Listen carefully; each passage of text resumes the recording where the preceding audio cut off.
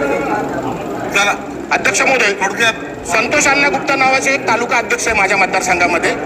पूर्ण आयुष्य त्यांनी समाजसेवेमध्ये आणि गोरगरिबांची मदत करण्यामध्ये घालवलं. परंतु मोठे व्यापारी सुद्धा आहेत. 8 दिवसापूर्वी त्यांच्या दुकानावर पोलिसांनी छापा घातला आणि त्याच्यामध्ये त्यांना 8 किलो गांजा आणि काही गुटख्याच्या पुड्या सापडल्या.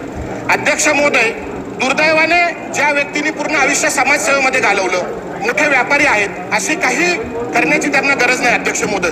आणि अशा व्यक्तीच्या, अशा राजकारणी ज्यांनी समाजसेवा केली अशा व्यक्तीवर त्यांनी छापा घातला अध्यक्ष महोदय पोलिसांनी. गांजा सापडला, गुन्हाही दाखल झाला अध्यक्ष महोदय.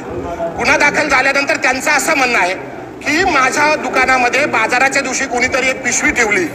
अध्यक्ष महोदय, ग्रामीण भागामध्ये तालुक्याच्या ठिकाणी कोणी जर बाजार करायला आलं तर ग्रामीण भागातला दुकानांमध्ये पिशव्या ठेवतो.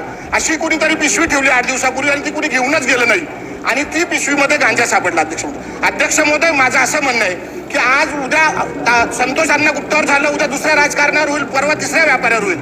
तर आपल्या माध्यमातून सरकारला आणि गृह खात्याला माझी विनंती आहे की संतोष अण्णा गुप्ताला न्याय द्यावा, निपक्षपणे चौकशी करावी अध्यक्ष महोदय.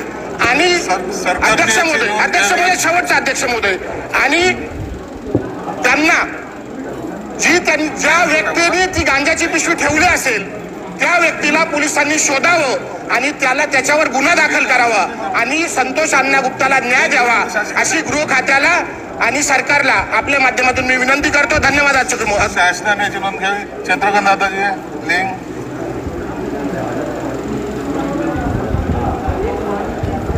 महाराष्ट्र प्रादेशिक नियोजन व नगररचना सुधारणा विधेयक